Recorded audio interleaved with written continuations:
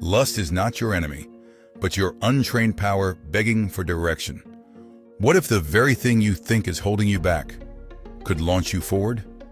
Every man battles lust, but few ever master it.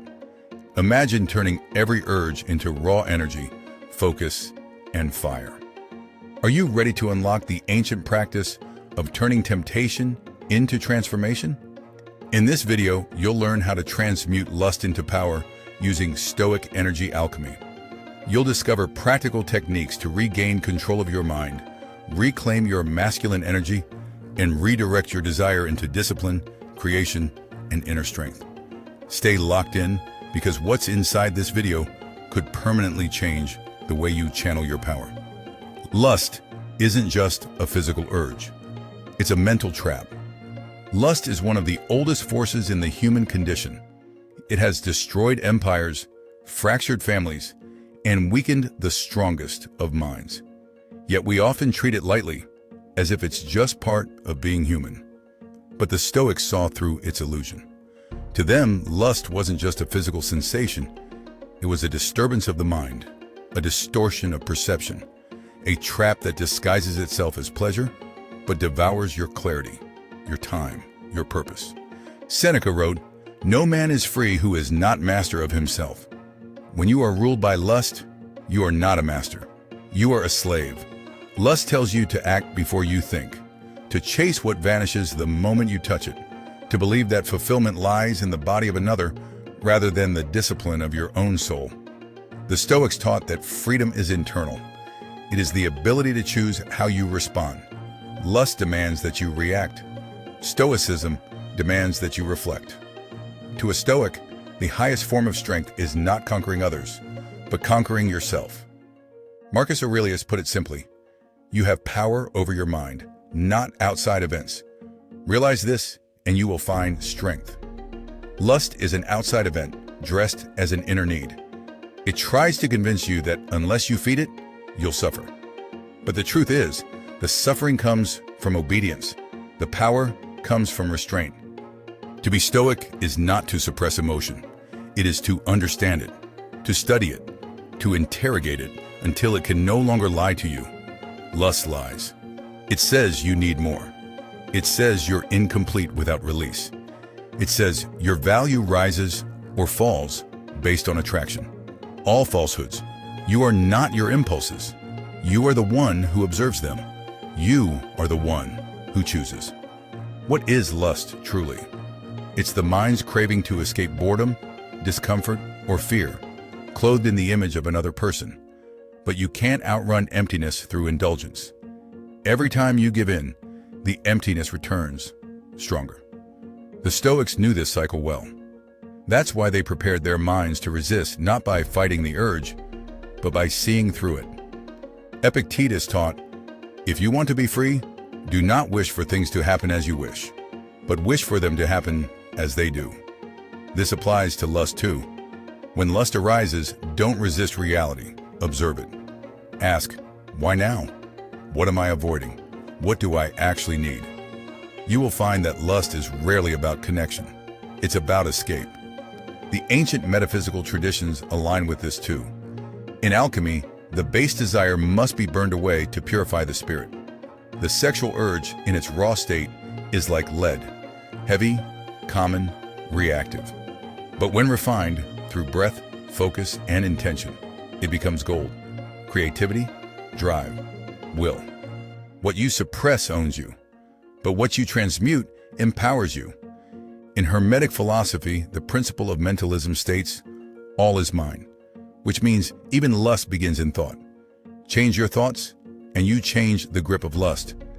Visualize the desire as energy, not shameful, not evil, just misplaced. Then redirect it, use it, build with it. Don't let it rot in fantasy.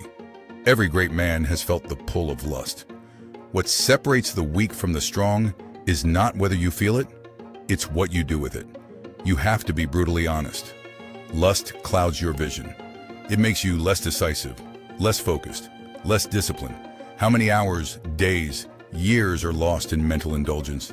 How many dreams are delayed by momentary pleasure? The Stoics would remind you that death is always close. Memento mori, remember you will die. Every moment given to lust is a moment stolen from legacy. Lust wants you to live for the now, but power is built in patience. Greatness is forged in the long game. Ask yourself, who are you when lust calls? Are you a servant or a sovereign? When you look back at your life, will you be proud of how you carried yourself or ashamed of how often you gave in? There is power in self-restraint. There is dignity in not being moved by every attractive form. There is honor in being a man of mission, not a man of impulse. Plato once said, "The first and greatest victory is to conquer yourself." That victory doesn't come easy. Lust is persistent. It will dress itself as love. It will speak in your own voice. But you must sharpen your perception. Lust offers a short high and a long fall. Don't buy in. Instead, redirect. That same energy that drives lust can drive ambition. Build your body. Build your mind. Build your craft. Work until your passion no longer leaks into fantasy, but burns as vision. Breathwork, meditation, cold exposure, writing, stoic journaling, daily silence. These are your weapons.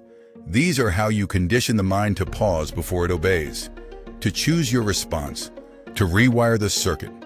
Lust has no hold on the man who knows where he's going. Mission over pleasure. Purpose over distraction. Inner order over outer temptation. You don't need to become numb. You need to become selective. You need to become so full of direction that shallow desires can't survive in your presence. This is the essence of Stoic energy.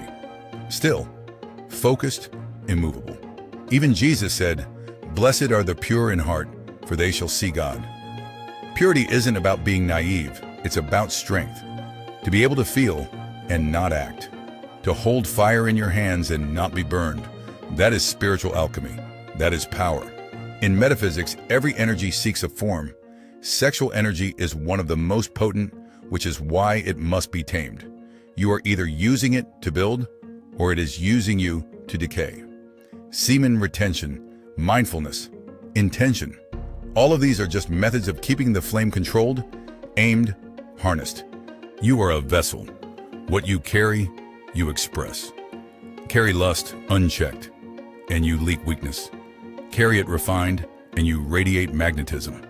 Women can feel it, men respect it, and the universe responds to it.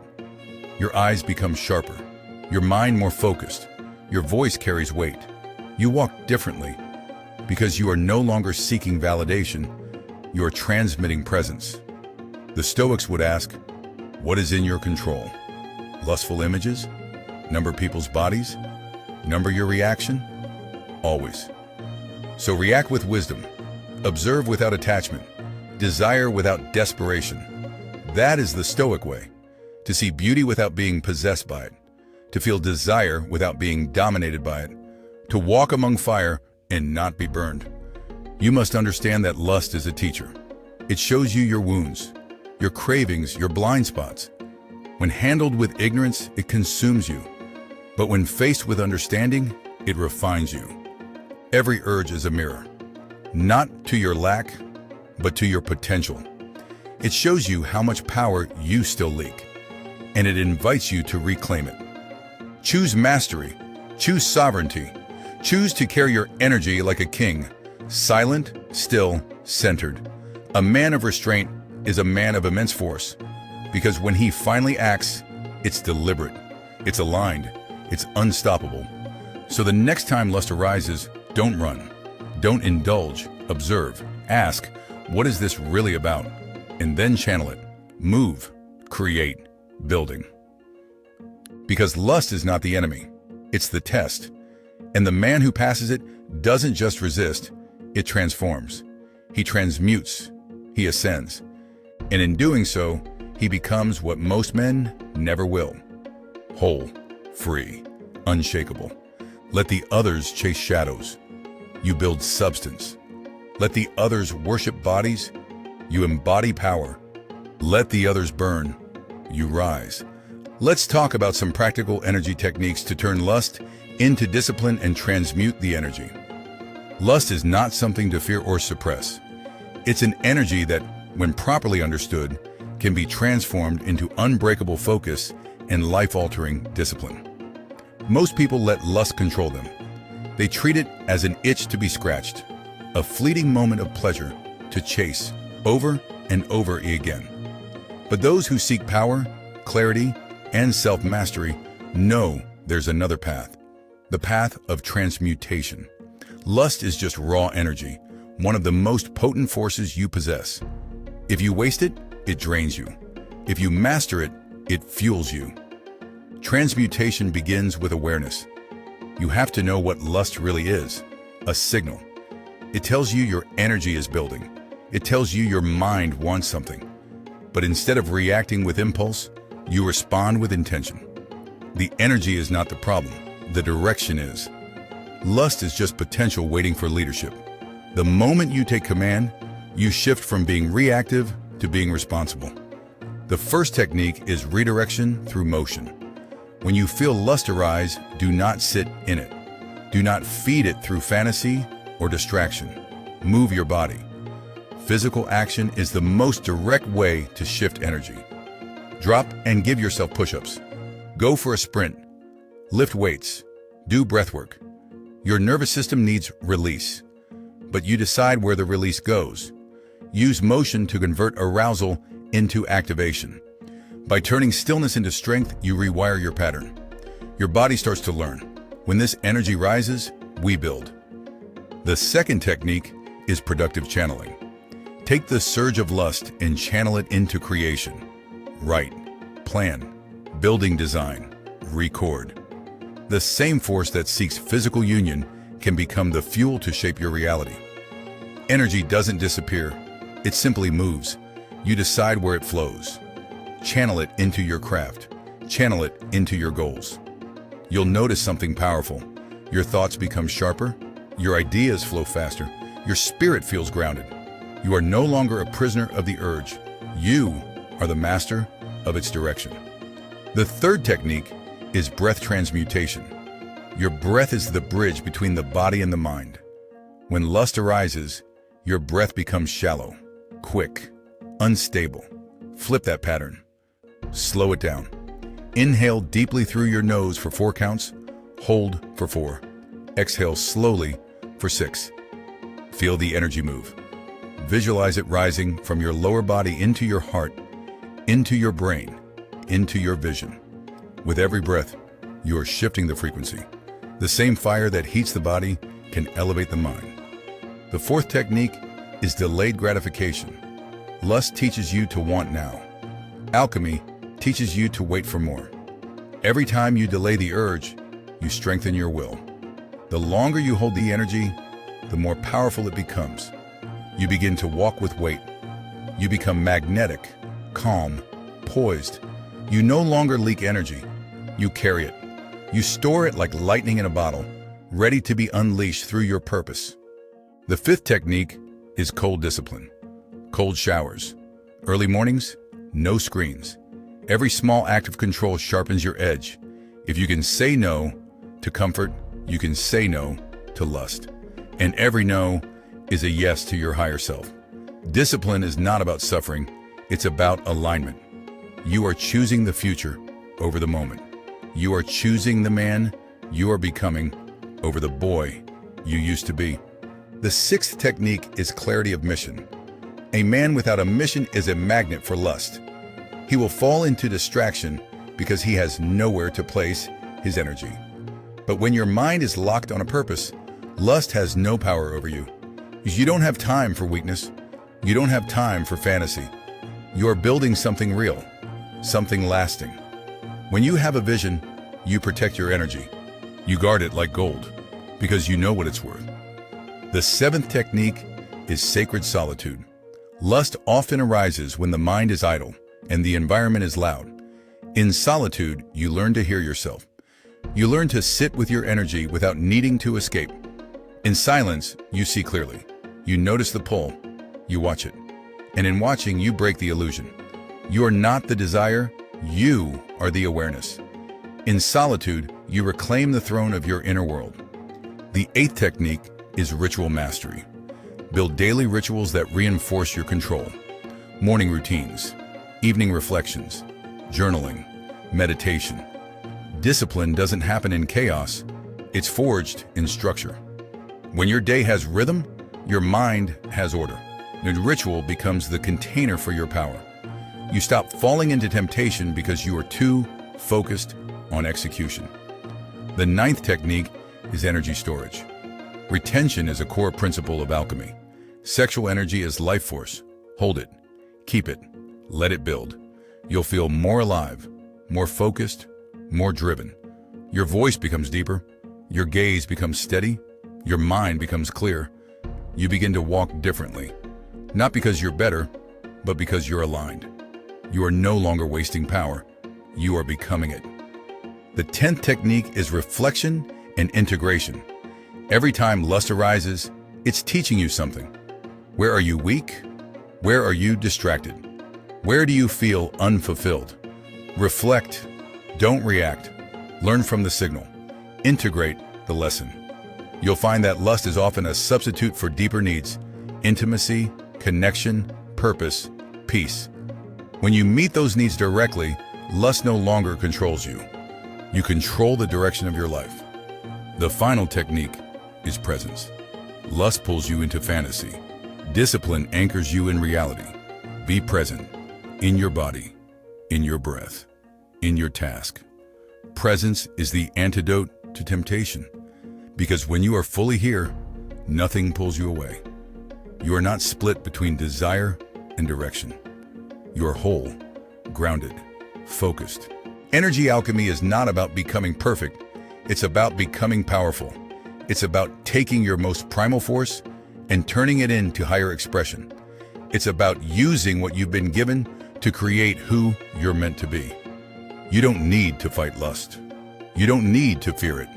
You need to understand it, master it, and turn it into the fuel that drives your evolution. You are not here to be average. You are not here to be distracted. You are here to rise. Every moment of self-control is a moment of self-construction. Every time you choose discipline, you become more of yourself.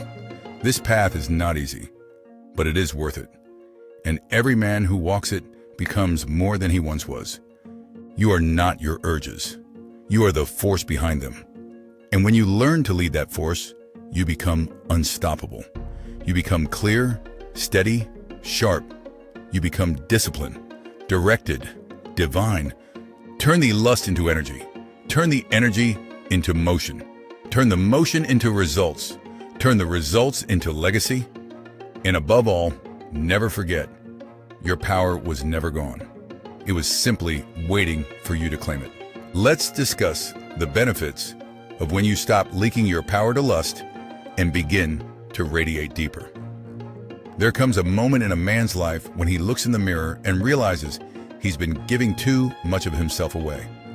Not just his time, not just his energy, but his essence, his power. And where did it go?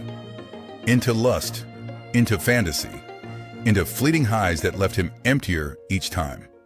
You don't lose your power all at once. You leak it slowly, silently, until one day you wake up feeling hollow, distracted, unmotivated, wondering why nothing moves you anymore. Lust is easy, it's cheap, it's quick. It pretends to give, but always takes more. It doesn't ask for your strength, it strips it from you. Every time you indulge it without purpose, you weaken your core. You teach your body that comfort is more important than creation.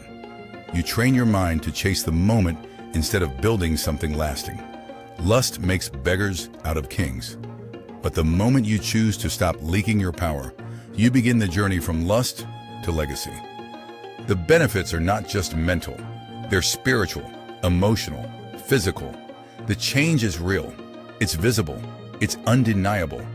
When you stop giving your energy to empty pleasure, it begins to build inside you. You begin to radiate. You no longer walk through life looking for something. You become something worth noticing. People can feel the difference. Your presence becomes fuller. Your words carry weight. Your silence speaks louder than noise. You are no longer broadcasting desperation. you're transmitting depth. When you hold your power, you stop chasing validation. You're no longer trying to prove anything. You're not trying to impress. You're not trying to win affection. You are grounded, rooted in yourself. Your energy becomes magnetic, not because of what you say, but because of what you no longer need. You become whole, complete, enough. Focus sharpens. Discipline hardens.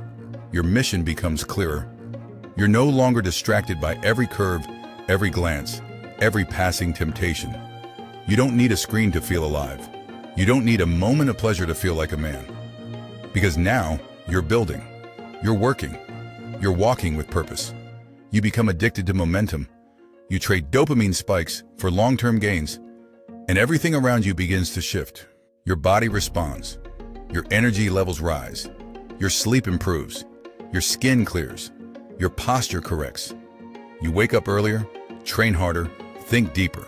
You become more decisive, more alert. You notice details others miss. You move with intention. You act with clarity.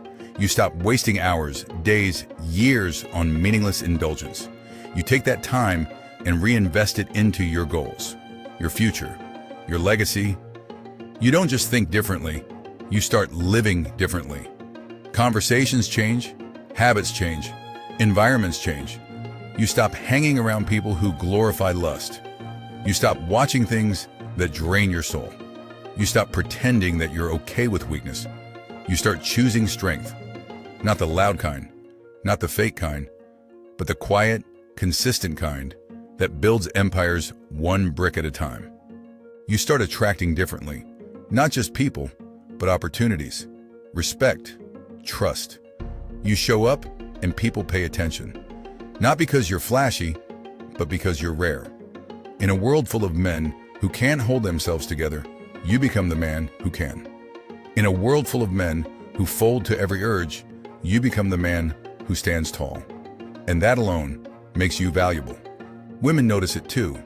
They feel it, that unshaken energy, that restraint, that centeredness. Not because you deny desire, but because you don't worship it.